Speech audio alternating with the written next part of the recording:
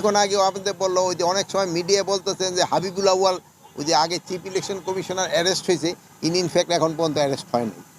Arrest হয়েছে যে নুরুল হুদা সাহেব। আর এটা হলো গতকালকে উনি ইসে থেকে অ্যারেস্ট হয়েছে, কী জানি বলে এই উত্তরা থেকে। বাট ওনার যে যেভাবেই করা হয়েছে যে মব জাস্টিস, এটা হলো কোনো অবস্থায় গ্রহণযোগ্য না, এটা কোনো ব্যবস্থায় গ্রহণযোগ্য না।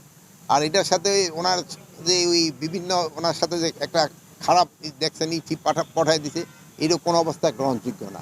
আপনারা বলবেন যদি কোনো কিছু থাকে, এই সব কোনো ঘটনা ঘটলে আইন শৃঙ্খলা বাহিনীর কাছে তারা হস্তান্তর করবে এবং আইন শৃঙ্খলা বাহিনী প্রপার অ্যাকশন নেবে। আর ওখানে আরেকটা দেখা গেছে যে আইন শৃঙ্খলা বাহিনীর সামনেও ওনার উপরে করা হচ্ছে।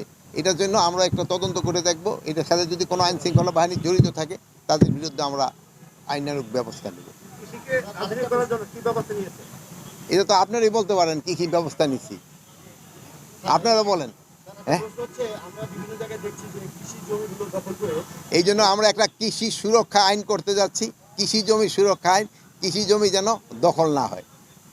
আর এই যে আপনারা যে দেখবেন যে আজকে একটু মিডিয়া দিয়ে দিবেন যে ভাঙ্গা গাড়ি এখানে পড়ে রয়েছে, এই জায়গাটা কতগুলি হয়ে রয়েছে, এগুলি মাঝে মাঝে খবর দিবেন, তো আমরা একটুখানি সজাগ হই।